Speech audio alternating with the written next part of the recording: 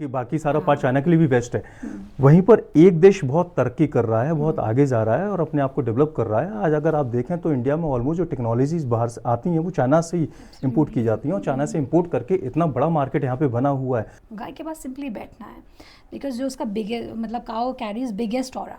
तो अब क्या है, ये थ्योरी है भारत की, ठीक है। अगर आप वेदों उपनिषदों को उठा के देखेंगे, जिन्हें वेद लक्षणा गौ माता कहा गया, वेद के लक्षण हैं, तो मुझे लगता है कि कहीं ना कहीं खून में ये आ गया है हमारे कि हमें गुलामी करनी है। मैं हो सकता है मेरे शब्द थोड़े तीखे, हम क्यों नहीं वो ऐसा कुछ कर पा रहे, जबकि we were also on the same track, हम सेम ट्रैक पे थे। तो वो कहाँ से वो हम लैक कर रहे हैं, कहाँ पे जा रहे हैं? या फिर हम सिर्फ नॉलेज के बारे में बता तो रहे हैं, but the statement I believe in, people say knowledge is power, but I don't believe knowledge is potential power.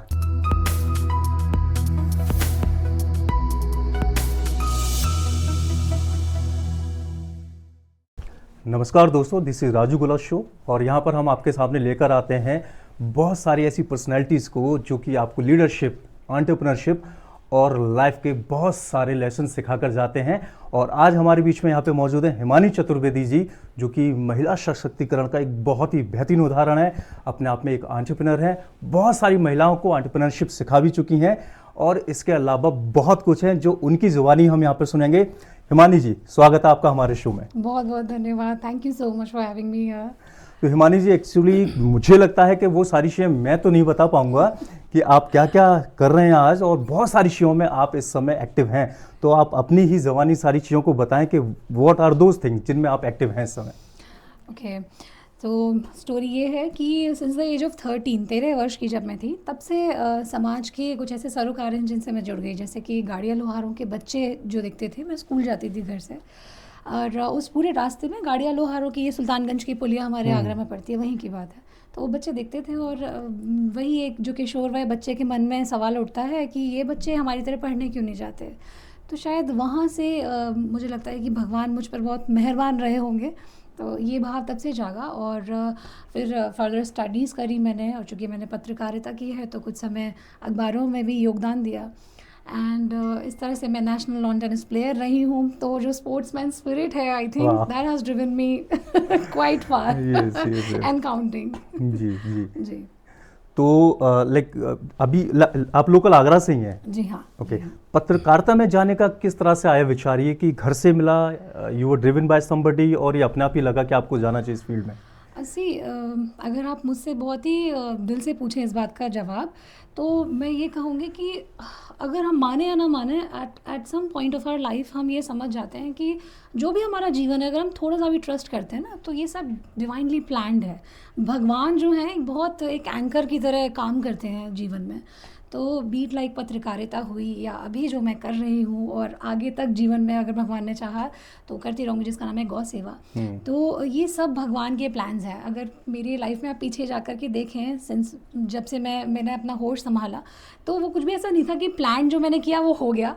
और पर अच्छी बात ये रही कि जो कुछ भी सामने आया एज अ चैलेंज, उसको मैंने इस मोटो के साथ ही जिया है कि आई always say that divine mother teach me to bloom where you plant me. मुझे वहाँ खिलना सिखाइए जहाँ आपने मुझे रोपा है। तो उस भाव के साथ मुझे लगता है कि चीज़ें बहुत आसान हो जाती हैं। पत्रकारिता की फिर 2016 में वापस जब आगरा आई, तो मेरे भाई जो हैं, बड़े भाई, वो गौ सेवा कर रहे थे। 2010 से हम लोग गौ सेवा कर रहे हैं। और फिर पूर्ण रूप से चूँकि सामाजिक सरोकार, कोई मुझे ऐसा लगता है सेवा करता है ना, तो वो कोई पर्टिकुलर फील्ड नहीं होती। जैसे आप बच्चों को शिक्षा देते हैं या आप एंटरप्रेन्योर सिखाते हैं लोगों को, तो इसका मतलब ये नहीं कि आप मानवता के और पहलुओं को नहीं जानते हैं। ये भाव सब जगह है। तो बी लाइक बच्चों का महिला सशक्तिकरण की बात है या जीव सेवा की बात है, सेवा का भाव सब जगह एक जैसा रहता है। तो पत्रकारिता में भी इसी तरह से टर्न हुआ कि मुझे राइटिंग एक्सप्रेशंस मुझे एक्सप्रेस करना बड़ा अच्छा लगता था। मुझे लगा ये बड़ी अच्छा तरीका है। ऑल्सो जिनसे हमने सीखी पत्रकारिता, तो ये था कि चौथा स्तंभ है, जो कि सच भी है ना पत्रकारिता। तो हमें लगता था हम कलम से दुनिया बदल सकते हैं, which is also true, very true. दुनिया के बड़े बड़े रिवोल्यूशन भी आप देखिए कलम से ही हुए हैं। तो इस तरह से भगवान ने लिखना पढ़ना सिखा दिया। एंड मुझे लगता है कि पढ़ाई एक बहुत महत्वपूर्ण चीज़ है। आप जीवन को किस भी दिशा में मोड़ना चाहें, पढ़ाई बहुत महत्वपूर्ण है। एजुकेशन मैटर्स डेफिनेटली, है ना। यहाँ पे जो मैं आपकी फ़िलासफ़ी को देख रहा हूँ, अलग अलग तरह की लोगों की फ़िलासफ़ी होती है, and you are just driven with the philosophy कि भाई जो भी हमारी लाइफ में हो रहा है दैट्स ऑलरेडी प्लान, और कोई डिवाइन पावर है जो इन सारी चीज़ों को ऑलरेडी एक सिस्टमेटिक वे में लेकर आ रही है, जो हमें प्लान कर रही है, हमें उस पर मूव करवा रही है। और एक अलग फ़िलासफ़ी भी यहाँ पे है जो आजकल बहुत ज़्यादा देखी जाती है, पीपल दे लुक फॉर कि भाई, अभी कुछ दिनों पहले एक बहुत फेमस डिबेट भी हुआ था with the existence of God, कि वो है या नहीं है, बहुत फेमस रहा। तो एक और नया चर्चा का विषय निकल कर आया है कि नहीं, कि हम जो भी कुछ कर रहे हैं that what we have been doing, हम जो कर रहे हैं उसके अकॉर्डिंग ही हमें रिजल्ट मिल रहे हैं, देयर इज़ नथिंग लाइक ऐसा कुछ। और इसके ऊपर कुछ बातें होती भी है, it was a long time back.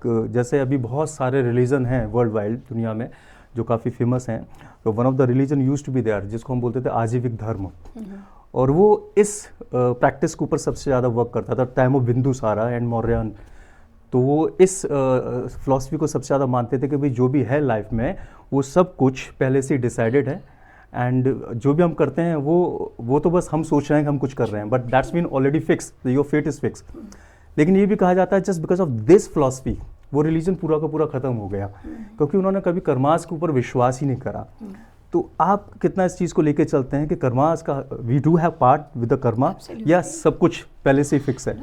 देखिए, ये ना मुझे लगता है एक बड़ी कंट्रोवर्शियल बात है, और जैसे हम जिस सिविलाइजेशन का हिस्सा हैं उसमें एक बड़ी स्ट्रॉन्ग फिलॉसफी है जिसे कहते हैं नेति नेति, नहीं है नहीं है ना, सब कह दिया, सब कुछ बताने के बाद जो अंतिम शब्द है वो नेति नेति, नहीं है नहीं है। तो इसका अर्थ ही यही है, जितना मेरी अल्पमति से मैं जान पाई हूँ वो ये है कि go and find it to yourself, अपने आप ढूंढो इस बात को।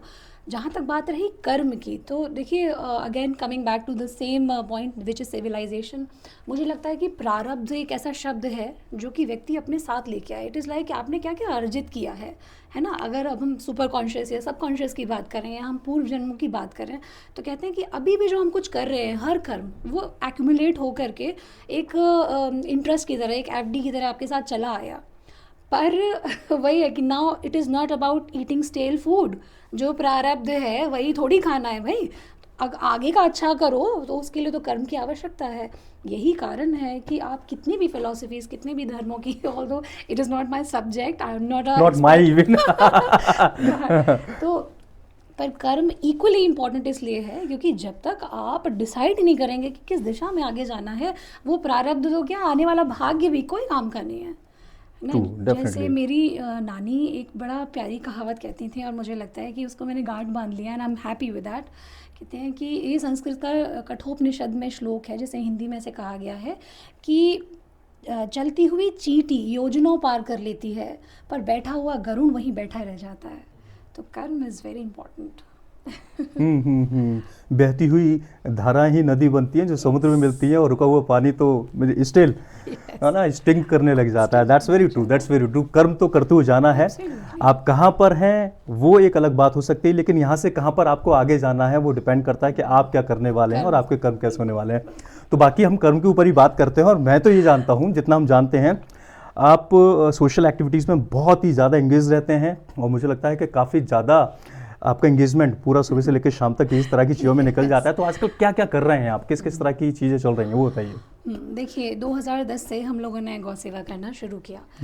सुरभि सखी का एक जो मुख्य काम है, टीम जितेंद्र रावत एक बहुत फेमस प्रकल्प है, शहर में ऐसा शायद ही कोई होगा जो जीव सेवा करता हो और इस प्रकल्प के बारे में ना जानता हो।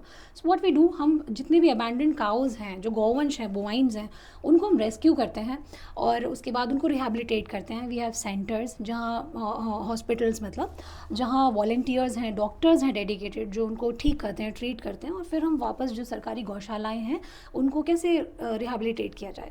पर अब क्या है कि ये एक साइकिल है, जब गाय दूध देना बंद कर देती है तो ये बात तय है कि उसको छोड़ ही दिया जाता है। क्यों? क्योंकि ये एक अनएंडिंग प्रोसेस है। जो लोग छोड़ते हैं, जो लोग दूध बेचने के हिसाब से उनको पालते हैं, उनके इमोशंस वहाँ ख़त्म हो जाते हैं जहाँ पैसा इन्वॉल्व होना बंद हो जाता है, राइट। तो अब इसका क्या उपाय हो सकता है? तो इसका बहुत सारा मंथन करने के बाद, बहुत बड़े जो विद्वान जन हैं उन लोगों को सुनने के बाद हमें लगता है कि जब तक गौशालाएं, विशेषकर सरकारी गौशालाएं, व्यक्तिगत जो गौशालाएं हैं, वो स्वावलंबी नहीं बनेंगी, है ना। एज ऑफ कि जब गाय ने दूध देना बंद कर दिया तो उसको उसका क्या ऑल्टरनेटिव क्या हो सकता है, हाँ, कि गाय को ना छोड़ा जाए। जब तक इस बात का उत्तर नहीं मिलेगा तब तक हम ये चेन जो है इसको कभी ख़त्म नहीं कर पाएंगे। तो उसी के संदर्भ में सुरभि सखी का जन्म हुआ। सुरभि सखी ऑर्गेनाइजेशन गौमय समान, यानी कि जैसा आपने सुना भी होगा कई सारे उपनिषदों और इसमें आता है गौमय वसते लक्ष्मी गौमूत्रे धन्वंतरी। तो जो हमारे एंशिएंट साइंटिस्ट हैं जिनको हम ऋषि और मुनि कहते रहे हैं, उन्होंने कहा है कि गौमय वसते लक्ष्मी। और अब तो साइंस के देखे कितने सारे स्टडीज़ आ गई हैं जिसमें ये बताया गया है कि देसी भारतीय जो गाय है, वेद लक्षणा जिसे कहा गया है, उसके काउंटलेस बेनिफिट्स हैं केवल गौमूत्र और गोबर के। तो हम लोग सुरभि सखी में गोबर से सामान बनाना, गौमूत्र से औषधियाँ, ये सब बनाना सिखाते हैं। अभी तक हम 2000 से ज़्यादा जो महिलाएं हैं गांव की, ग्रामीण अंचलों की, उनको स्वावलंबी बनाने, क्योंकि ज़्यादातर आप देखेंगे कि गांव में ही गाय और गौपालन जो है वो ज़्यादातर ग्रामीण अंचलों में ही होता है। तो इस बात को टारगेट करके हम 300 से ज़्यादा प्रोडक्ट्स बना रहे हैं। आप बस नाम लीजिए और हम वो बना रहे हैं। तो कुछ एक प्रोडक्ट्स तो आप भी बताइए, हमें तो नाम मालूम ही नहीं है। Okay, so starting with this, ये जो है ये माला है, जप माला है। और इस तरीके की, ये तो खैर मतलब इसका स्पिरिचुअल वो है, आप जानते होंगे जप माला का। पर हम ज्वेलरीज बना रहे हैं, झुमके हुए, नेक लाइन पीसेज हुए, बहुत सारी चीज़ें हम बना रहे हैं, नेकलेस बना रहे हैं। उसके बाद बंधनवार एंड बस आप कुछ भी मुझे बोलिए, बताइए, मैं वो हम बना रहे हैं, मतलब डेकोरेटिव्स। रियली अमेजिंग, क्योंकि देखें, मैं किसी एक पर्टिकुलर चीज़ पे तो नहीं जाऊंगा, पर आई बिलीव के बहुत सारे लोग हैं जो अलग अलग प्रोडक्ट्स के साथ इस तरह की चीज़ों को बना रहे हैं। तो दैट्स रियली गुड कि अगर आप गांव की महिलाओं को ये सब कुछ सिखा रहे हैं, उनको एक बहुत अच्छी अपॉर्चुनिटी भी मिल रही है। लेकिन मुझे एक यहाँ पर मेरे माइंड में एक क्वेश्चन आता है कि गांव की महिलाओं में, जहाँ पे कई बार तो उनका घर से निकलना भी दूभर रहता है, आप ये सारी जो सीख दे रहे हैं, अगर वो बना भी रहे हैं तो बनाने के बाद उनको क्या इससे बेनिफिट मिल रहे हैं, क्या वो इससे कुछ आगे प्रोग्रेस कर रहे हैं? क्योंकि कहीं ना कहीं हम जिस सोसाइटी में रहते हैं, सारी बातें हम कितनी भी कर लें, लास्ट में जो सबसे ज़्यादा हमारे लिए मैटर करता है वो हमारी फाइनेंशियल कंडीशन मैटर करती है। गांव में जब हम बात करते हैं, बहुत सारे घर अभी भी ऐसे हैं जहाँ पे बच्चों को सही से एजुकेशन नहीं मिल पाती। तो क्या हम उनको ऐसा कुछ दे पा रहे हैं जिससे उनको कुछ बेनिफिट मिल सके, जो उनके घर के लिए अच्छा हो सके? वरना मुझे तो लगता नहीं है कि उनकी फैमिली के लोग उनको बाहर भी निकलने देंगे। बहुत बहुत थैंक यू, आपने इतना अच्छा क्वेश्चन पूछा। जी बिल्कुल, जब हम लोगों ने ये पूरा हमारे सामने आया तो हमने जब एक फॉर्मेट बनाया, और देखिए ये जो क्वेश्चन है ना कि गांव की महिलाएं, जैसे आप देखते भी होंगे कि एक सखी समूह करके NRLM जो है वो चलाता है, एक पूरा स्कीम है जिसमें महिलाओं को हर उसमें समूह बने हुए हैं गाँव में, लोन्स भी दिए जाते हैं, हाँ क्लस्टर्स बने हुए हैं। तो उसमें तमाम तरीके की ट्रेनिंग्स दी जाती हैं ना। तो biggest glitch of this whole scheme is कि महिलाओं को सिखा तो दिया जाता है, पर वो किस प्लेटफॉर्म पर उसको सेल करें, है ना। अब आप बड़ा प्रैक्टिकल सा वो है, देखिए जो महिला अभी तक 2 गज का घूंघट कर रही है, जिसे घर से बाहर निकलने के लिए भी किसी की परमिशन की आवश्यकता है, हमारे एक जनरल उसमें आप देखें है ना, परिवेश में है ऐसा, वो गाँव की महिलाएं कौन से सोशल मीडिया प्लेटफॉर्म पर जाके अचानक से एंटरप्रेन्योर बन जाएंगी? That's not possible. That was the question. Yeah. Exactly. So Surbhi Sakhi, having seen all this, Surbhi Sakhi has actually break this chain, जो कि रोक रही थी बीच में, वो ये कि हम न केवल उनको सिखाते हैं, हम उनसे खरीदते भी हैं वो products. So in that ways हम महिलाओं को, देखिए इससे 3 जो हम बना रहे हैं, जो इस वक्त हम कर रहे हैं, उससे 3 बड़े क्वेश्चंस को आंसर मिलता है। पहला, जब गोबर खरीद लिया जाता है, दूध की तरह ही जब गोबर खरीद लिया जाएगा तो जो गौशालाएं हैं, जो गाय के मालिक हैं, गौवंशों के मालिक हैं, वो उनको छोड़ना बंद कर देंगे, क्योंकि उनको पता है कि गोबर के गौमूत्र का भी धनार्जन हो रहा है, राइट। तो गौशालाएं जो हैं वो स्वावलंबी बन रहे हैं, गोपाल जो हैं वो स्वावलंबी बन रहे हैं। दूसरा, POP से बने हुए हम लोग भी वी टॉक अबाउट एनवायरनमेंट, और आप देखिए कितने बड़े बड़े कन्वेंशंस होते हैं, but where is the answer? जवाब कहाँ है, प्रैक्टिकलिटी उसमें कहाँ है? तो कहाँ का उत्तर ये है कि अच्छा, इसका उत्तर ये है कि ऑर्गेनिक अपनाइए, है ना। पर ऑर्गेनिक लोग कितना बना रहे हैं, बात बहुत होती है। आप अमेज़न, कितने बड़े बड़े प्लेटफॉर्म्स हैं सोशल मीडिया के, आप अगर उन पे देखेंगे तो देखेंगे कि बहुत मेरा रेज है लोगों को खरीदना है, और बहुत अनाप शनाप दामों पर organic people are being sold all around. Yes, मतलब ये सोचिए कि एक पॉइंट पर हमें कहना पड़ता है कि अब हम नहीं सेल कर पा रहे क्योंकि प्रोडक्शन उतना है ही नहीं। तो हम ऑर्गेनिक दे रहे हैं दुनिया को। ऑल्सो जो हमारे प्रोडक्ट्स हैं, this is very beautiful story, इसलिए मैं बताना चाहूँगी। जी। छोटे से छोटा भी कुछ हम बना रहे हैं, स्कल्पचर या ज्वेलरी, तो उसमें अगर वो रिलीजियस है कुछ, तो उसमें हम तुलसी जी का बीज रखते हैं। और अगर वो ऐसे जैसे ज्वेलरी है तो उसमें डेजी, लिली ऐसे करके कुछ फ्लावर्स के सीड्स उसमें रखते हैं, सो दैट जब वो ख़राब हो, है ना, जैसे हर साल दिवाली पे आपने देखा होगा कि तमाम कितनी सारी मूर्तियों का विसर्जन होता है और बैक अगेन वो नदी में जाती हैं।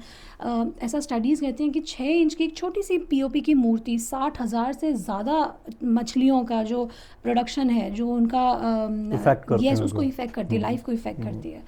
तो हम क्या कर रहे हैं कि हम गोबर से, उसको गौमय बने हुए सामान से, विच इज़ एब्सोल्युटली ऑर्गेनिक, तो हम उसको रिप्लेस करते हैं। तो दूसरा, हम एनवायरनमेंट के ऊपर काम कर रहे हैं, वो मेकिंग इट बेटर। गुड। और तीसरा ये कि जो आधी आबादी है हमारे देश की, अगेन महिलाएं जो कि घूंघट के अंदर हैं, जिनकी कुछ लिमिटेशंस हैं, विच इज़ ऑब्वियसली मतलब ट्रेडिशनल हैं और मर्यादापूर्ण हैं, तो उनको ना तोड़ करके भी उनके जीविकोपार्जन, उनको स्वावलंबी कैसे बनाया जाए। तो इन तीनों चीज़ों का आंसर सुरभि सखी इस वक्त कर रही है। आपने यहाँ पे 2 नाम लिए थे विच आई वांटेड टू आस्क, लेकिन एक तो आपने आंसर दे ही दिया सुरभि सखी के नाम से, एंड दूसरा आपने बताया टीम जितेंद्र। तो व्हाट इज़ दैट एग्जैक्टली, उसके बारे में भी I would love to know. So बड़ी पर्सनल नोट से ये 2010 में शुरू हुआ टीम जितेंद्र रावत, और ये नाम भी जो वॉलंटियर्स हैं उनका दिया हुआ है। हम तो गौ सेवा करके इसको करते थे, तो ऐसे करके जब भैया जो हैं हमारे जितेंद्र रावत भैया, who has a very spiritual insight for doing सेवा, है ना, तो वो एक उनका पर्सनल विषय है। तो उस तरह से एक गौवंश को बहुत पर्सनल नोट पर हम लोगों ने रेस्क्यू किया, फिर एक के बाद दूसरा, जो कि मैं अभी बैक अगेन शुरू में कह रही थी कि everything is divinely guided in your life, है ना। उनकी पढ़ाई और उनका बैकग्राउंड बिल्कुल अलग, और वो कुछ और भी कर सकते थे। तो team Jitendra Rawat basically rehabilitate करती है, रेस्क्यू करती है जो निराश्रित गौवंश हैं उनको। We talk about their rights, we fight for their rights, and फिर हम रिहैबिलिटेट करके उनको वी मेक श्योर कि आगे का जो उनका जीवन है। अभी हमारा जो सेंटर है एकता पुलिस चौकी के, एकता थाना हो गया, वो एकता थाना के पीछे शमशाबाद रोड पर। जी हाँ, जी हाँ। तो वहाँ है, और वहाँ 200 से ज़्यादा गौवंश हैं, उनमें से कोई एक भी दूध नहीं देती है, केवल सेवा भाव से। ऐसे केसेस आते हैं जिनमें स्पाइन की इंजरी है, तेज़ाब डाल दिया गया है, भाला मार करके छोड़ दिया, नाले में गिर गए, सो मैनी केसेस। तो कुल मिलाकर के सेवा भाव से जो टीम जितेंद्र रावत है वो ये काम करता है। So you also have been engage with these all the things, पर मुझे लगता है कि इसके अलावा भी मैं बहुत सारी चीज़ें देखता रहता हूँ जिनसे आप जुड़े हुए हैं, एंड योगा से भी कुछ जुड़े हुए हैं। तो हम तो जानना चाहेंगे उन सारी चीज़ों के बारे में। What else going on? या so besides you know this, जिससे मैं पूरे मतलब मेरा मन, हृदय, सब कुछ, जीवन सब कुछ गौ सेवा में ही उसको ही अर्पित है।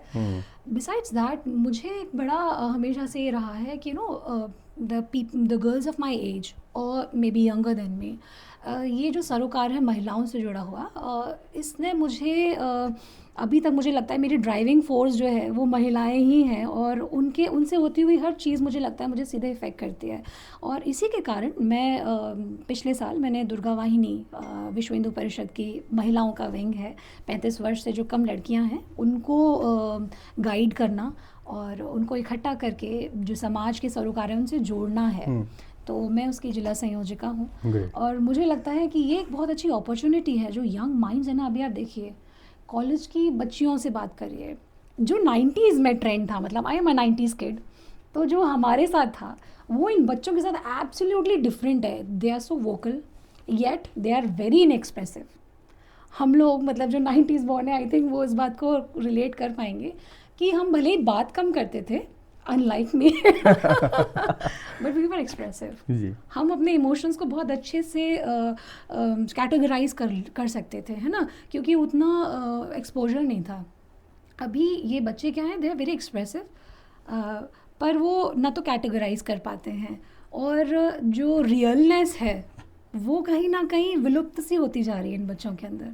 तो मुझे लगता है एक बहुत अच्छी अपॉर्चुनिटी है दुर्गा वाहिनी के द्वारा जो मुझे मिली, कि इन बच्चों से डायरेक्ट इंटरेक्शन, यू नो, अभी जैसा कि मैं देखती हूँ, क्योंकि जो मेरा एक्सपोजर है इन बच्चों के साथ, एक्सप्रेशन की बहुत एक तो कमी जो मुझे दिखती है, दूसरा सॉफ्ट स्किल्स नहीं है बच्चों के अंदर। एंड यू ट्रस्ट मी, आने वाला समय अगर कुछ मांग रहा है बच्चों से, तो वो सॉफ्ट स्किल्स अगर नहीं है तो आप जीरो हैं। आप भले ही ब्रिलियंट हो, आप 99.9। I completely believe we have been doing the same thing। हमारी तो जिंदगी इसी के साथ बीत रही है। yes, जी yes। जी। तो मुझे ये लगता है कि बहुत आवश्यकता है बच्चों को सॉफ्ट स्किल ट्रेनिंग की, और एक्सप्रेसिव होने की बहुत ज़रूरत है। बहुत दूर हैं खुद से। भाई बुरा मत मानना मुझे देख रहे हो तो, और मुझे ऐसा महसूस आई होता है। Consider the same thing. हमें ऐसा लगता है लाइक कि यस एग्जैक्टली, कि अगर हम बात करते हैं, I am also from the same time, 90s के टाइम से हैं, और अगर हम उस समय बात करते हैं तो मुझे लगता है कि उतना उस समय हम लोगों के पास राइट्स नहीं थे, हम अपने आप को एक्सप्रेस कर पाते as comparison to that time. आज ज़्यादा इनके पास राइट्स हैं। आज के पेरेंट्स और उस समय के पेरेंट्स में बहुत ज़मीन आसमान का अंतर है ना। Even we could see this the time people were very much orthodox, though we are still and will be always forever, थोड़ा तो बने रहेंगे हमेशा, लेकिन हमने बहुत ज़्यादा ये चीज़ें दी हैं अपने बच्चों को, उनको ओपन रखा है, ब्रॉड माइंडेड हैं, और साथ ही साथ कोशिश करते हैं कि उनकी सारी बातों को सुना जाए। बट इट सीम्स लाइक कहीं ना कहीं कि जो चिंतन करना चाहिए, जिस डायरेक्शन में उनको जाना चाहिए, कहीं ना कहीं एक जो एक वर्ड आपने यूज़ किया कि वो रियल नहीं हो पा रहे हैं। एक ऐसी दुनिया में अपने आप को दिखाने की कोशिश में लगे हुए हैं जो सच में रियल नहीं है। ऐसा कुछ हो रहा है कि कहीं ना कहीं गलत डायरेक्शन में जा रहे हैं आज की युवा जनरेशन। आपने ये जेनजी का एक वर्ड है, आपने शायद सुना हो, डिलुलू, सुना है? No, I'm just listening very first time. So Delulu is a term that the youngsters or the guy or the girl who usually lives in a delusional world. Hmm. And आप देखेंगे तो चूंकि मेरा इंटरेक्शन ये youngsters से थोड़ा ज़्यादा है, तो मैं देखती हूँ कि ये इसको as a trophy they carry, lives in delulu. How can somebody carry such word as a trophy कि मैं डिलुलू में रहती हूँ, है ना? और भाई मुझे भी बहुत जानकारी नहीं है, मैंने भी ये जेनजीज जो है उनसे ही पूछा है। सो डिल्यूजनल होना कब से ऐसा हो गया कि वो आपको प्रोग्रेसिव बना सकता है ना? आप तो ऑलरेडी आपने अपने आप को घोषित कर दिया कि मैं इस डिल्यूजन में मैं रहना पसंद कर रहा हूँ, जो रियलिटी है उससे मैं एस्केप कर रहा हूँ। And they feel proud of that कि मैं हूँ। हाँ। अब आप देखिए ना कि कोई अपने स्टेटस पर, कोई अपने डीपी क्या कहते हैं उसको, कैप्शन पे अगर ये लगा रहा है तो क्या मतलब होगा उसका? ही इज़ बीन सर्टिफाइंग कि मैं डिलुलू हूँ, है ना? This is not about word, this is about कि हम कैरी कहाँ कर रहे हैं अपने आप को। और आप मेरा यकीन मानिए, मैं कोई एक्सपर्ट नहीं हूँ, पर मतलब मैंने कोई इसकी पढ़ाई नहीं करी है, पर मेरा इतना एक्सपोजर आए दिन मैं बच्चों से इंटरेक्ट करती हूँ। मुझसे शर्त लगा लीजिए आप कि आने वाली ये जो पौध है, जो बिल्कुल रील्स और इस दुनिया में है, ये बिल्कुल दिशाहीन होगी जब ये यंग होंगे।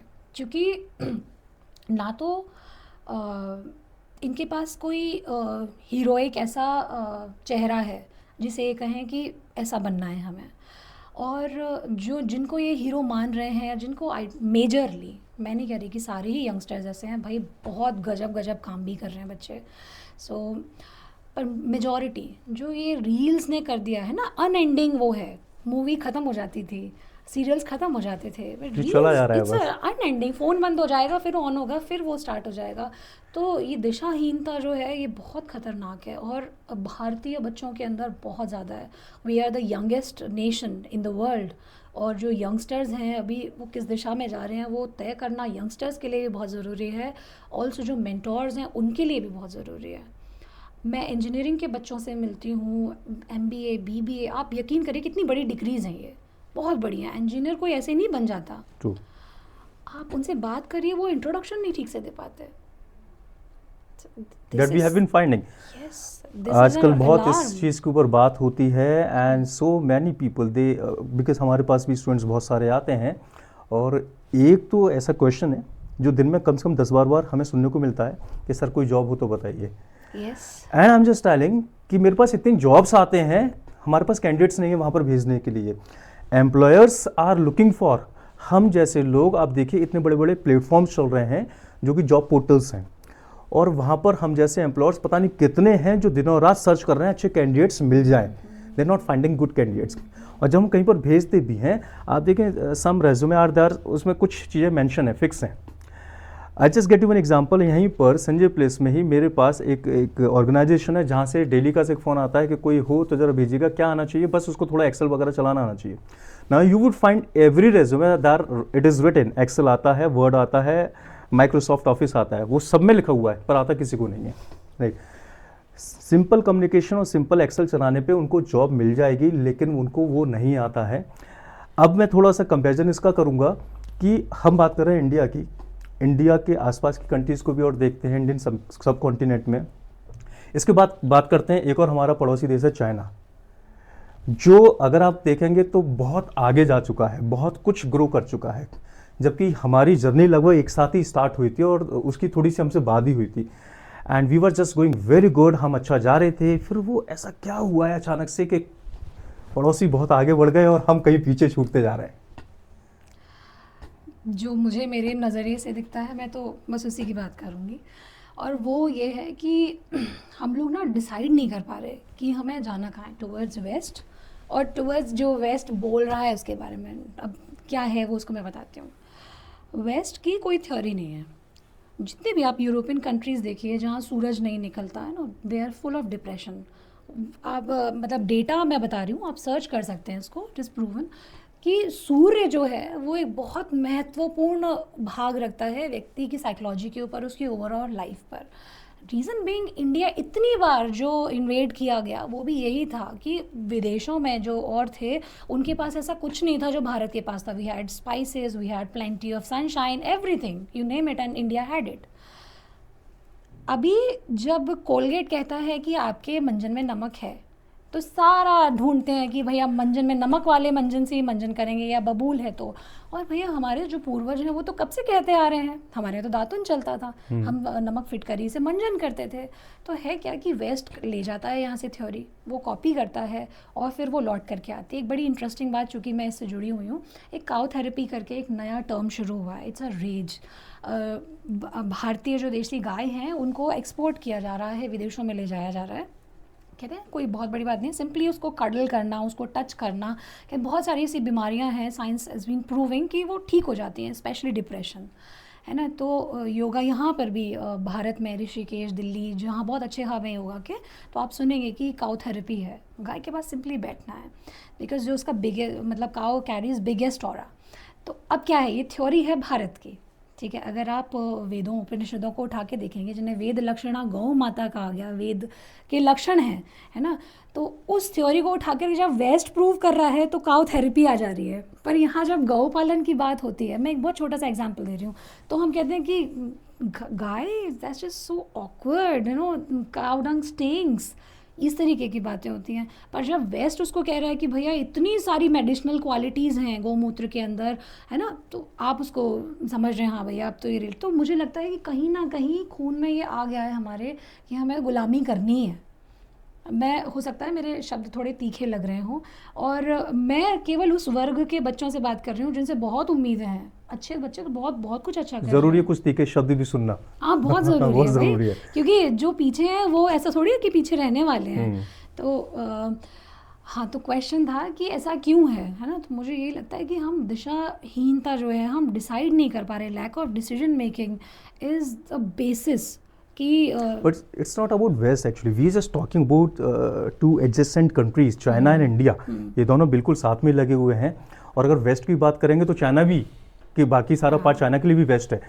वहीं पर एक देश बहुत तरक्की कर रहा है, बहुत आगे जा रहा है और अपने आप को डेवलप कर रहा है। आज अगर आप देखें तो इंडिया में ऑलमोस्ट जो टेक्नोलॉजीज बाहर से आती हैं वो चाइना से ही इंपोर्ट की जाती हैं, और चाइना से इंपोर्ट करके इतना बड़ा मार्केट यहाँ पे बना हुआ है।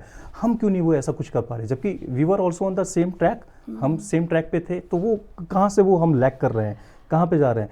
या फिर हम सिर्फ नॉलेज के बारे में बता तो रहे हैं, but the statement I believe in, people say knowledge is power, but I don't believe knowledge is potential power. Implemented knowledge is power. तो हम नॉलेज होने का दावा तो करते हैं पर इम्प्लीमेंटेशन शायद नहीं कर पा रहे हैं। कैसा है? बिल्कुल सच्ची बात है।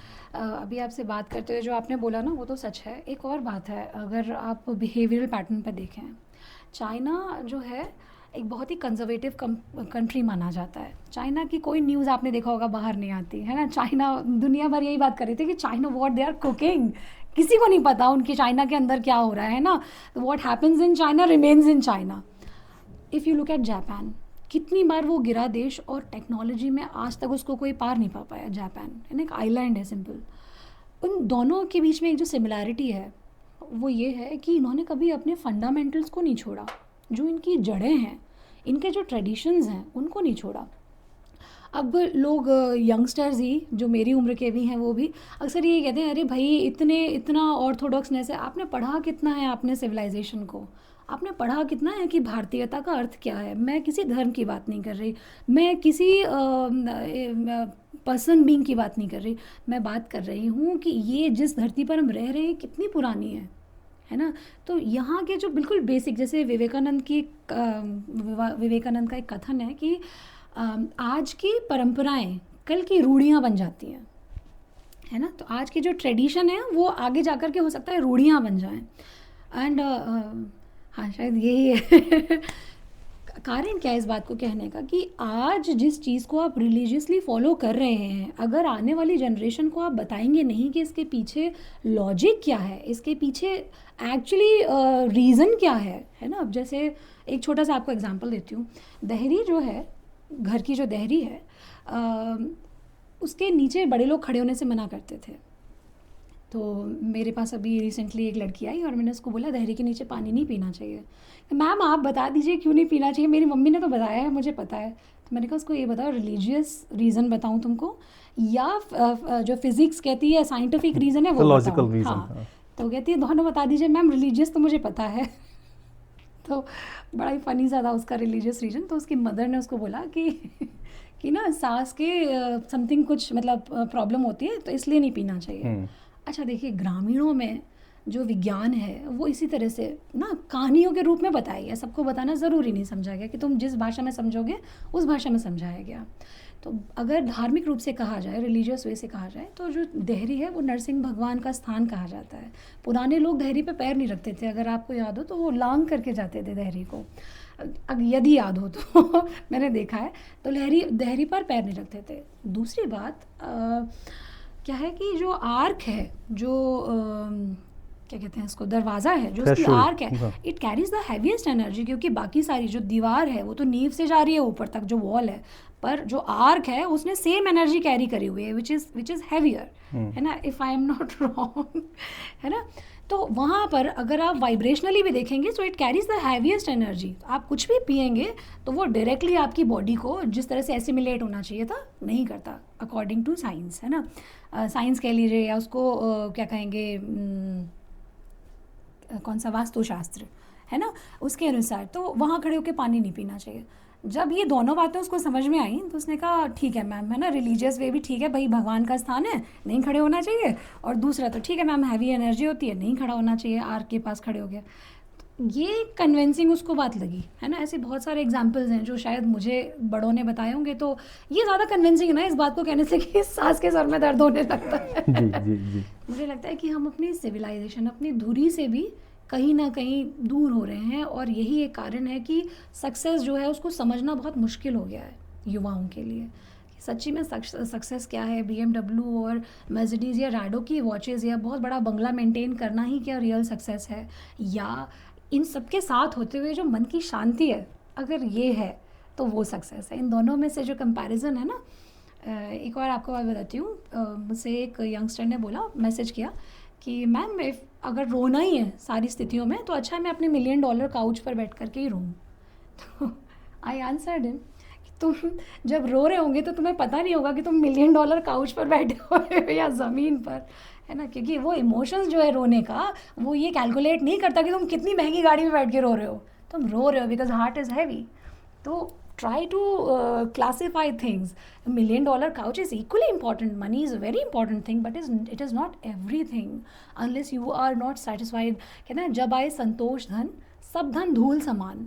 अगर संतोष नहीं है मन में तो मैं शर्त लगा रही हूँ, आप कुछ कर लीजिए, दुनिया में अंबानी को बीट कर लीजिए, आप हैप्पी नहीं हैं तो nothing really matters. But exactly that also we have to understand. Success is not the destination. Success is the journey. Yes. आप एक पड़ाव हासिल करते हैं, then you start looking for something else. और मेरे ख्याल से ज़िंदगी तो चलते रहने का नाम है ना, वो हमें आगे बढ़ते हुए जाना चाहिए। और हमारे यहाँ मोक्ष को डिफाइन किया जाता है, तो मुझे नहीं मालूम what it can be. ये मुझे थोड़ा सा स्ट्रेंज लगता है that with all the religion we go for talking about the things after life, after that, कि वहाँ पे उसके बाद आपको क्या करके चलना है, जबकि अगर हकीकत में देखो तो जो जी रहे हैं लोग वहाँ पे वो क्या कर रहे हैं, किस तरह की लाइफ जी रहे हैं। So they should be looking for कि भाई ये जो लाइफ है कम से कम ये तो अच्छी बने, in whatever aspect they want to go for, जिस भी आस्पेक्ट में जाए। मुझे एक छोटी सी कहानी याद आ रही है, let me just go for sharing. There was one ashram, और एक बड़े ही वहाँ पे फेमस एक सन्यासी थे, शाम को ध्यान लगाते थे और काफ़ी लंबे टाइम से वो इस काम को करते आ रहे। एक दिन एक छोटा सा बिल्ली का बच्चा वहाँ पर आ जाता है और जब वो ध्यान लगा रहे थे तो वो बिल्ली का बच्चा उनको आके डिस्टर्ब करने लगता है। तो वो अपने एक शिष्य को बुलाते हैं वहाँ पर, उनसे बोलते हैं कि आप इस बिल्ली के बच्चे को इस पेड़ से बांध दो ताकि मैं ध्यान तो भी लगा सकूँ। तो रीज़न बस इतना था कि वो डिस्टर्ब नहीं करेगा और वो ध्यान लगा सकेंगे। तो जो उनके शिष्य थे उन्होंने उनको पेड़ से बांध दिया।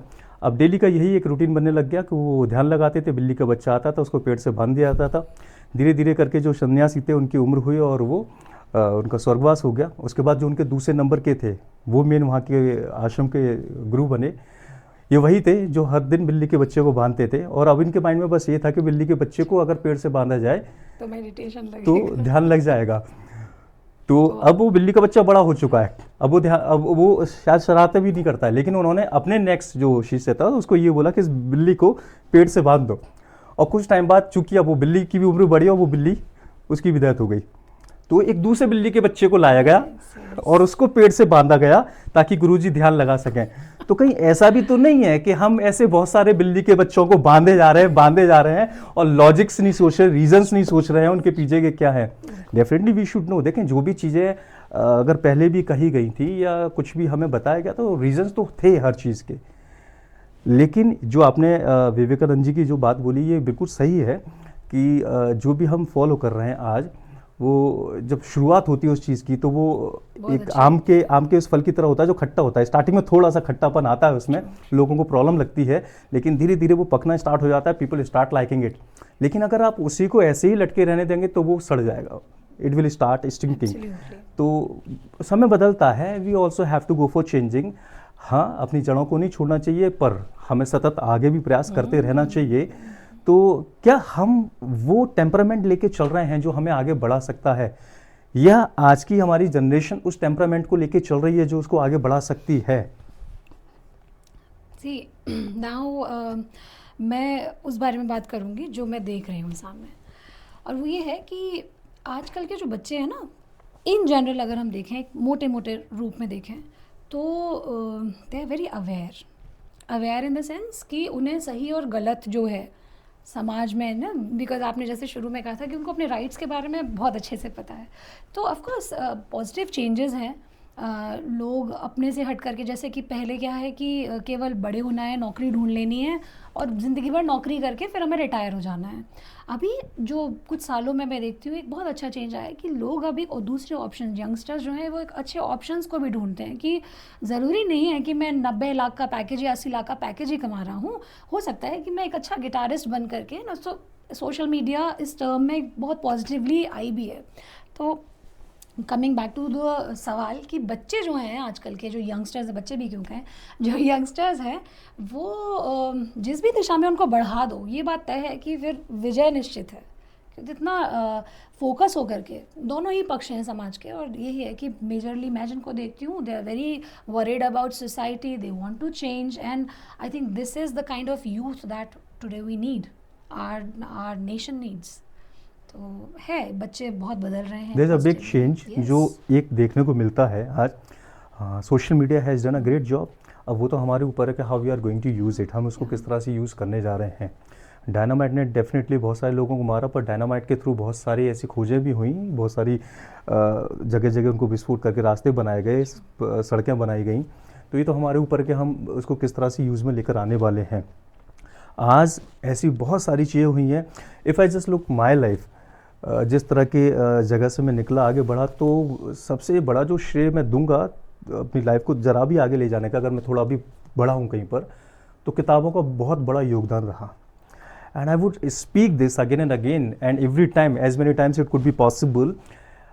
लोग एजुकेशन को सिर्फ वही ना समझे जो उनको स्कूल्स में दी जाती है ना, वो तो एक ज़रिया है, वो उनको एक करियर दे सके। एजुकेशन जो वो लाइफ में लेकर जाते हैं, आगे बढ़ते हैं। एंड होता क्या है कि स्कूल्स के बाद लोगों को किताबों से इस तरह की चीज़ हो जाती है, भाई जल्दी से मेरा स्कूल या कॉलेज खत्म हो तो मैं तो कभी हाथ ना लगाऊं। एंड आई कंसीडर कि यही वो एक चीज़ थी। When I pass my graduation, Saint John से मैं पास आउट हुआ 2004 में, मैंने अपना ग्रेजुएशन किया। And when I came out I just got to know I was at zero. मैं ज़ीरो पे था, मेरे लिए कोई जॉब नहीं थी इस दुनिया में, मेरे लिए कोई करियर नहीं था। I was simple graduate. and you would be amazed listening this that it was a great achievement for my family कि मैं ग्रेजुएट हो सका, मैं इंटर कर सका, मैं हाई स्कूल कर सका. I was the first person in my family who passed high school, right. तो इतना बड़ा करने के बाद जब मुझे मालूम पड़ा कि मैं बाहर निकल कर आया तो मैं तो जीरो पे था. Then what did something in my life, books. इस दुनिया में बहुत सारे लोग बहुत कुछ हासिल कर चुके हैं. अगर उनका माइंडसेट, उनका थॉट प्रोसेस हमें पता चल जाए और उस तरह से हम भी आगे बढ़ने की कोशिश करें, सो आई डू नॉट से द सेम टाइम पीरियड में आपको सेम सब कुछ मिल जाएगा, लेकिन कुछ तो अलग मिलेगा, कुछ तो डिफरेंस आपकी लाइफ में आएगा. अगर आप उन तक नहीं पहुंच पा रहे हैं तो उनकी थॉट्स किताबों में बिखरी हुई हैं. You should be friend of books. Books आपकी ज़िंदगी की सबसे बेहतरीन दोस्त हो सकती है, उससे अच्छा कोई भी नहीं. सो द यंग जनरेशन, मैंने आज देखा ये लोगों से मैं जितना मिलता हूँ, मैंने देखा the people have been reading books. लोग बुक्स पढ़ना स्टार्ट कर चुके हैं. पहले आई रिमेंबर कि अगर स्कूल की बुक नहीं है, इसके अलावा अगर कोई बुक मैंने अपने हाथ में ले ली थी, my father always used to ask, ये क्या पढ़ रहा है, पढ़ाई कर रहा है. मैंने कहा नहीं पढ़ाई तो नहीं कर रहा हूँ. तो फिर ये कहानियों की किताबें हटाओ उसको. Today we consider, even I just go for speaking to my kids के रात जो सोने से पहले हो, आप भले ही 2 लाइन पढ़ें, 10 लाइन पढ़ें, पर किसी बुक को पढ़ते हुए सो जाइए. That changes your mind. ये तो मैंने चेंज देखा. बहुत सारे kids they are being active. वो अपनी लाइफ को लेकर आगे बढ़ने के बारे में सोचते हैं. वो अपनी सराउंडिंग से ही सिर्फ कंडीशनड नहीं है, वो अपने आप को बदलने की सोच भी रहे हैं. तो कहीं एक अगर गाइडेंस उनको मिल जाए प्रॉपर, तो शायद वो बहुत कुछ कर सकें. बट ये भी हकीकत है कि जो फ्लॉन्ट किया जा रहा है सोशल मीडिया पे, वो एक नेगेटिव रोल भी प्ले कर रहा है. उनको देखकर बहुत सारे लोग ऐसे लोगों को अपना हीरो बना रहे हैं जो शायद नहीं होने चाहिए, क्योंकि नेगेटिविटी जल्दी फैलती है. बिल्कुल.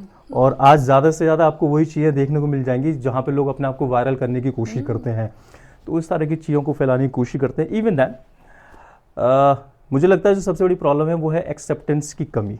अगर हम एक्सेप्ट कर लेते हैं, हर जगह प्रॉब्लम यही है. हम अलग रिलीजन के लोगों को एक्सेप्ट नहीं कर पाते हैं तो क्लैशेस होते हैं.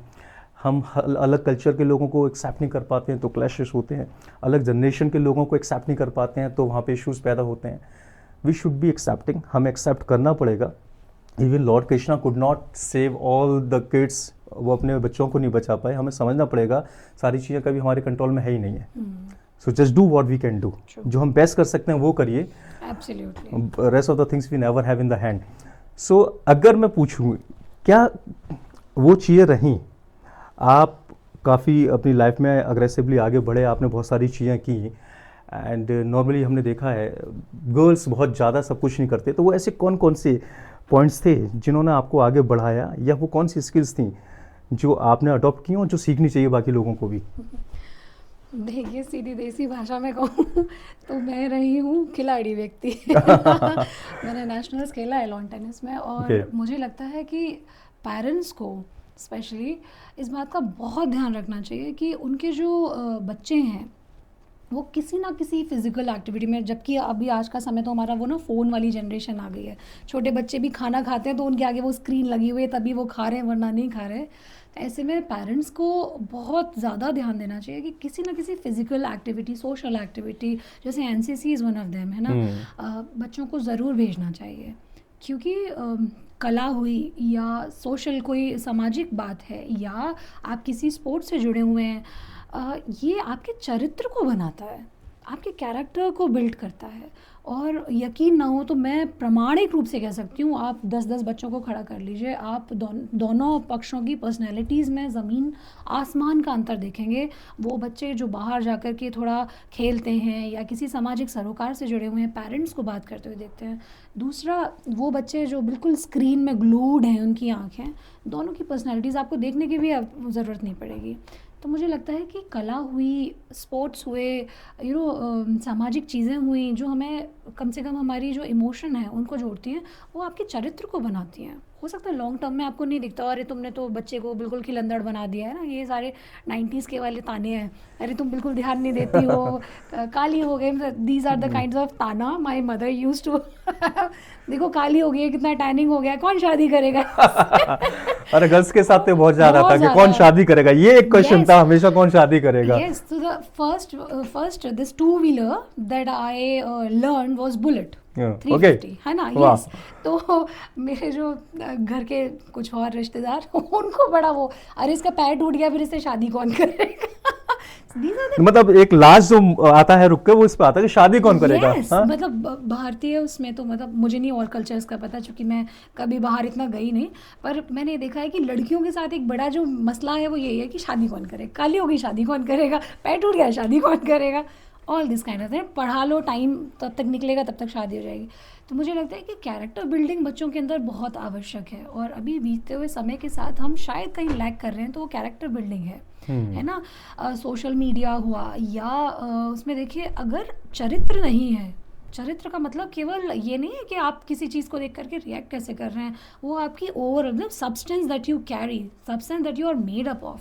तो अगर रोए नहीं हो तो तुम्हें रोने की कीमत भी नहीं पता। अगर कभी उठ करके चोट लगी और झाड़ा नहीं है तो तुम्हें पता नहीं है कि चोट में दर्द कितना हुआ। और फिर तो ये केवल फिजिकल नहीं है, बच्चा अगर गिर रहा है ग्राउंड में और फिर उठ करके वो उसको आगे की जो लड़ाइयाँ हैं, जो हो सकता है फिजिकल ना हो पर ये दुनिया लड़ेगी, है ना। माई सिस्टर सेज कि ये बड़ा डिबेट होता है आजकल, जो पेरेंट्स टच नहीं करने देते हैं टीचर्स को एंड ऑल दिस ना, कि बड़े केसेस हो रहे हैं। अब देखते हैं, हम सब लोग सुनते हैं कि भाई बच्चे को छू नहीं सकते हो, कहते हैं भाई दुनिया मारे बच्चे को कल को, तो है तय बात है, दुनिया विल टेस्ट माय किड, है ना। तो भैया अच्छा है कि मैं पीट करके उसको समझा लूँ, है ना। तो मुझे लगता है कि वो जो मार थी हम लोगों के समय में जो पड़ती थी, वो बड़ी कैलकुलेटेड और बड़ी ही सब्सटेंशियल थी, सब्सटेंस से भरी हुई थी, बच्चों को सिखाने में बहुत काम आती थी। तो आज मुझे लगता है कि उस मार ने मेरे अंदर बहुत पॉजिटिव चेंजेस करे हैं, क्योंकि अगर कोई ऐसी चैलेंजिंग चीज़ सामने आती है तो ये बात तो तय है कि मुझे डिप्रेशन नहीं होना, है ना। क्योंकि वो जब आज गिरी, सबसे ज्यादा उसी में जा रहे हैं लोग। या तो और आप देखिए कितना डिप्रेशन है दुनिया में इस बात का कि मेरा कोई दोस्त नहीं है, डिप्रेशन है, मुझसे कोई सुन नहीं रहा, मेरे मैं there are not people who can listen to me, my family is not listening to me. क्यों है? क्योंकि वो सब लोग ना कैसे कहें, बहुत दुख होता है कहते हैं, पर everybody is just interested in their cell phones, जो भी उनका है वो सब कुछ छोटी सी दुनिया में। एक बड़े पिक्चर्स भी वायरल होती हैं कि एक घर में सब बैठे हुए हैं, सब अपने फ़ोन में लगे हुए हैं, तो बच्चे कहाँ से एक्सप्रेसिव होंगे। मेरी मदर से मेरी आज भी वैसे बात होती है, जब मैं स्कूल टाइम में जाती थी तो she used to be in kitchen at that time, तो मुझे वो स्लैब पे बैठा लेती थी, मैं पूरी अपनी कहानी, वो सुन भी रही है कि नहीं, पर ये बात है कि अटेंटिवली मुझे पता था somebody is listening to me. तो आज भी हम लोग डाइनिंग टेबल पर जब बैठते हैं, नोबडी यूजेस फ़ोन, और हम लोग उसी प्यार से, मतलब मुझे लगता है कि कोई मुझे सुन रहा है, ये साइकोलॉजी है। और आप एक्चुअली बच्चे के लिए बैंक बैलेंस बना करके उसका फ्यूचर सिक्योर नहीं कर रहे, आप इस बात को भी तय नहीं कर सकते कि वो फ्यूचर देखने के लिए बच्चा क्या रेडी है, ट्रू है ना। कितना डिप्रेशन है, मतलब आप लिटरली आप पास बैठ के बच्चों से पूछ लीजिए कि बेटा 2 मिनट आप बात करिए, मैं शर्त लगाती हूँ रोने लगेगा बच्चा, इतना अलूफ है, इतना अलोन है। तो I think we should as a parent, as an elderly, और क्या कहना चाहिए, बड़े हैं, है ना। तो अगर आपसे आपके छोटे भाई बहन हैं या आपके बच्चे हैं जिनको आप एक अच्छा फ्यूचर देना चाहते हैं, सबसे पहले ये करिए कि प्लीज़ बात करना शुरू करिए उनसे, give them some time, major missing है। आज की यंग जनरेशन सोशल मीडिया को बहुत कुछ अपना करियर, अपना सब कुछ मान चुकी है। हाँ, everything they have given to social media. How do you consider it? क्या सही है, क्या गलत है, या ठीक है, okay let it go with? Very good question, and मुझे लगता है बड़ा रेलेवेंट है आज के टाइम में। सोशल मीडिया अगर कैलकुलेटेड तरीके से देखा जाए तो भाई बहुत सारे आप इन्फ्लुएंसर देखेंगे, है ना। अब वो मैं उनको इन्फ्लुएंसर कैस ले रही हूँ क्योंकि एक जनरल टर्म इन्फ्लुएंसर ही है उनके बहुत लिए। सारे लोग होते भी इन्फ्लुएंसर से। पर ये अच्छी बात है कि हम इसमें एक छोटी सी ग्लिच है, जैसे कहते हैं पॉजिटिव इन्फ्लुएंस और नेगेटिव इन्फ्लुएंस। तो इन्फ्लुएंस तो वो कर रहे हैं, अब ये रेंज तय करती है कि वो पॉजिटिव इन्फ्लुएंस है या नेगेटिव। तो लॉन्ग टर्म में देखा जाए तो सोशल मीडिया एक बहुत अच्छा प्लेटफॉर्म है, बहुत अच्छा प्लेटफॉर्म है अपने आप को एक्सप्रेस करने का, बट कम्स विद कंडीशन। वो ये कि आप एक्चुअली सोसाइटी को क्या दे रहे हैं, है ना। आपने अभी बोला था कि नेगेटिव चीज़ें मैं बहुत जल्दी इन्फ्लुएंस करती हूँ, और ये बात सच है।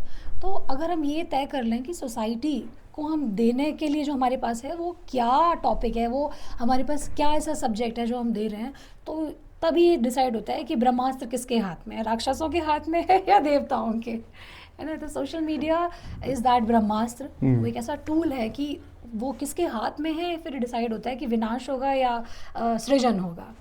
ये पर है। Both of the things are required, हमें लगता है कि दोनों चीज़ों की हाँ रिक्वायरमेंट भी बिल्कुल बराबर है, रहती है। पर इम्बैलेंस ना हो। हाँ, सारी अच्छाइयाँ अगर हो जाएंगी, अच्छाई की वैल्यू भी इंसान को तभी समझ में आती है ना, सुबह की बिल्कुल वैल्यू समझ में ना आए अगर रात ना हो तो, बिल्कुल है ना। बिल्कुल सच अच्छे बात है। समय की वैल्यू समझ में ना आए अगर वो बुरे समय से बुरे ना समय निकला ना हो, हो, एंड दैट्स सच बात। इम्पॉर्टेंट कि अगर आपको अपने बच्चों को कुछ देना है तो रियल एसेट ये हो सकता है कि आप उनके करेक्टर को बहुत ज़्यादा स्ट्रॉन्ग करें। बिल्कुल। You don't have to carry them, आपको उनको साथ में नहीं लेके जाना, उनको खुद इतना मजबूत कर दें कि वो कहीं पर भी पंख फैलाकर उड़ सकें, यस है ना। तो यस। ये एक बहुत ज़्यादा ज़रूरी चीज़ भी है। और ऐसा भी कहा जाता है कि यंगस्टर्स जो हैं वो बड़े ही आराम पसंदीदा लोग हो गए, वो ज़्यादा स्ट्रगल या ज़्यादा मेहनत नहीं करना चाहते। अच्छा, you let me know one this point, have you gone through some of the struggling part of your life, कुछ ऐसी पार्ट से आप गुजरे कभी? अरे एब्सोल्युटली, आई थिंक मेजरली आप देखेंगे किसी को भी, मैं तो क्या जो कहीं भी जो संतुष्ट है अपने काम से या कुछ सक्सेसफुली कर रहा है, आप उसकी पीछे की जर्नी कभी इजी देखेंगे ही नहीं, वो तो हो ही नहीं सकता, है ना। क्योंकि जब तक लड़ना नहीं सीखा भाई, तब तक तुम तय कैसे करोगे कि तुम युद्ध योद्धा हो, है ना।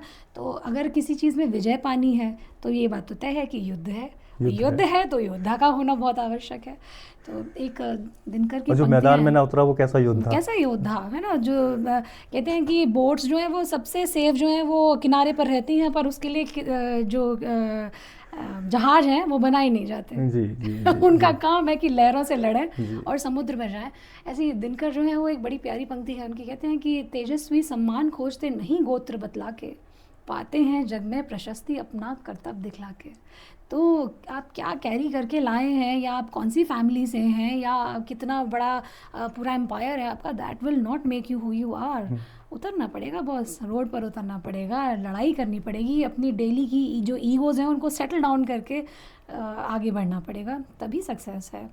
व्हाट हेल्प यू, हम्म। आपको वो कौन सी माइंडसेट या आपका वो थॉट प्रोसेस था जिसने आपको हेल्प किया to overcome these all the kind of situations? I think counting on too many, एक जो सबसे मेजर बात है वो ये है कि जो इंस्पिरेशन है ना, कि this is not the end, if day ends it is not the end, कल फिर से सुबह होगी। तो हार ना मानने की जो वो है, अगेन मैं वही कहूँगी कि मुझे स्पोर्ट्स ने बहुत मदद करी है, खिलाड़ी बनाया। या है ना। कि अगर आप कोई मैच हार गए हो तो वो दर्द ठीक है कैरी करो, पर उसको चैनलाइज कर दो कि अगले मैच में पूरा निकाल लेना है अपना, जितनी भी वो है क्या कहते हैं उसे, रेज जो है ना जो। तो मुझे लगता है कि ये ऐसी एक्टिविटीज़, कला, जैसे मैं आगरा की 450 साल पुरानी एक लोक कला है भगत, अगर आप परिचित हो तो, ये मुग़ल काल से चलती चली आ रही है। और इसमें जो भी पूरा गायन है, जैसे नौटंकी है ना, ये ब्रिज की है, आगरा में पनपी भगत में सारे जो कन्वर्सेशंस हैं वो सब गा करके हैं, गायन शैली में हैं। तो 450 साल के इतिहास में कोई महिला कभी अभिनय नहीं करती थी, क्योंकि जब ये इसका जन्म हुआ इस कला का, तब महिलाओं को तो घूंघट प्रथा में रखा जाता था, अच्छे घर की महिलाएं आती नहीं थी। तो इसका जो महिलाओं का भाग है वो भी पुरुष ही निभाते थे, है ना। तो जब 2014 में फिर से इसका पुनर्जन्म हुआ कि अखाड़े होते थे, अखाड़े मतलब कम्युनिटीज़ होती थी, तो 16 अखाड़े थे आगरा में, तो उनमें से एक लोहा मंडी अखाड़ा। तो जब ये हुआ कि नए ज़माने की नई भगत लिखी जाएगी तो महिलाओं की भी एंट्री होनी चाहिए, बच्चियों को हम एंटर करेंगे इसमें। तो और जो कम्युनिटी के लोग थे उन्होंने कहा हम बाइकआउट करेंगे अगर तुमने महिलाओं के साथ इस मंच को गंदा किया, भगत का कोई इतिहास नहीं है महिलाओं का।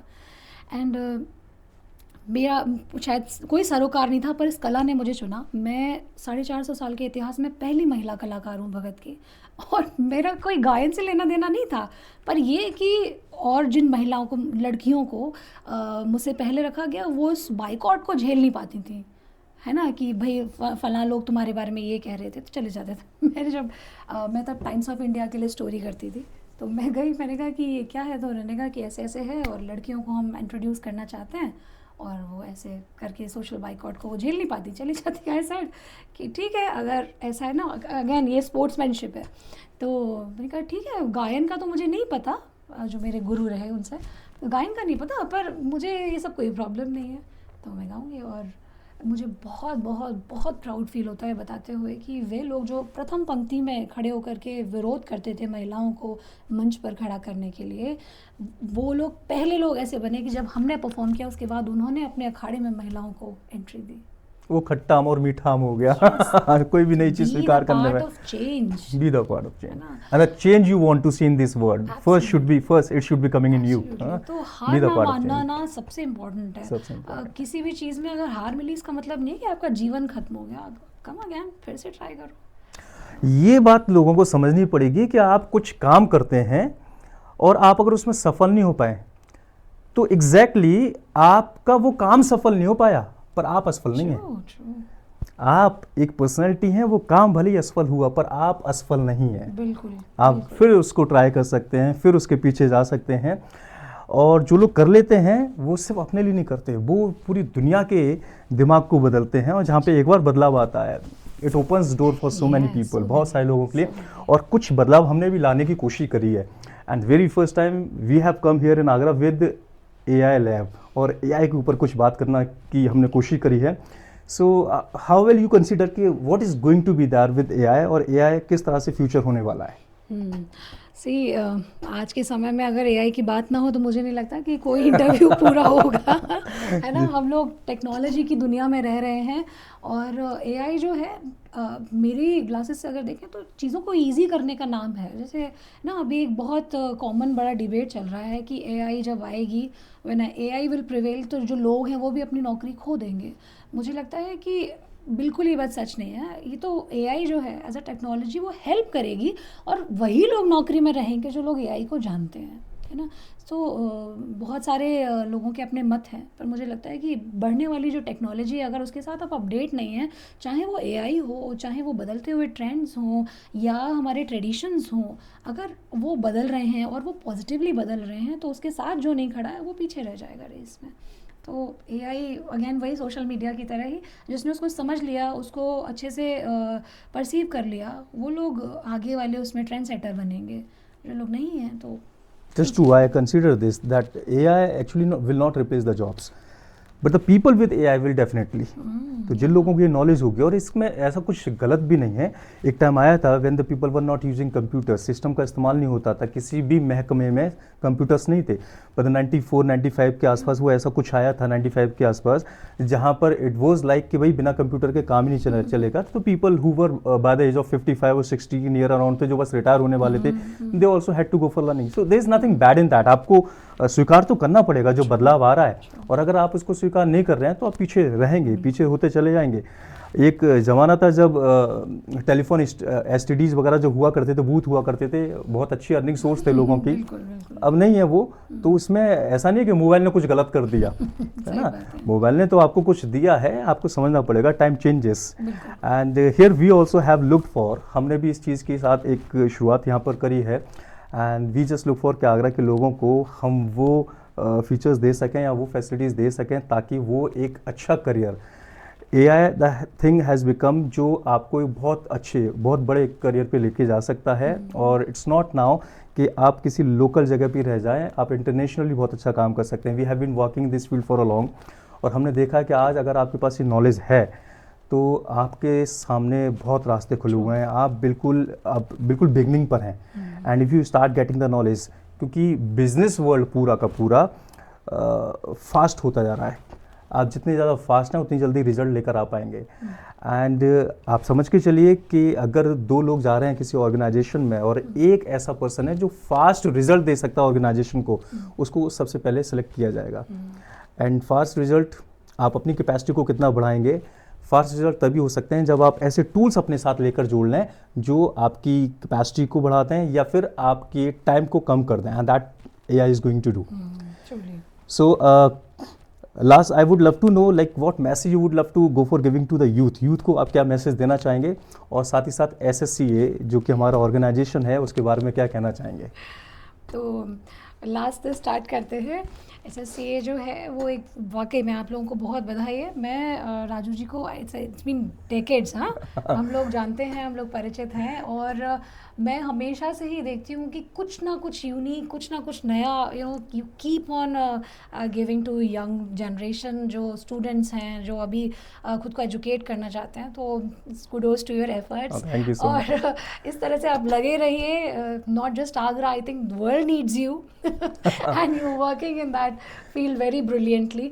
तो बहुत सारी आपको बधाइयाँ, इतना खूबसूरत और इतने यूनिक कंसेप्ट्स के साथ अभी आप इस पूरे ऑर्गेनाइजेशन को आपने शुरू किया है। मैं पूरा मुझे यकीन है कि जो भी यहाँ से पढ़ के जाएंगे या जो यहाँ से अटैच्ड होंगे जो लोग भी, they have a very bright future. Also young generation को मैं यही कहूँगी कि भाई you guys are doing brilliant. बस यही है कि हार नहीं माननी है, पीछे नहीं हटना है, ये नहीं देखना कि फलाना वाला जो बगल वाला है या अगल वाला है वो हमसे कितना आगे है पीछे है। Just be in your own lane, इसको एंजॉय करो। और जीवन जो है वो आगे बढ़ते रहने का नाम है, टेंशन नहीं लेना है। हमारे पीटी के जो उस्ताद थे वो एक बड़ी प्यारी बात कहते थे, उस पर मैं एंड करूँगी। तो कहते थे कि भाई टेंशन मत लो, टेंशन यही रह जाएगी, तुम सॉल्व हो जाओगे। तो टेंशन मत लो कोई भी। Right right right. So tension नहीं लेनी है, टेंशन यहीं पे रह जाएगी और आप सॉल्व हो जाएंगे। तो टेंशन को सॉल्व करते हैं हम।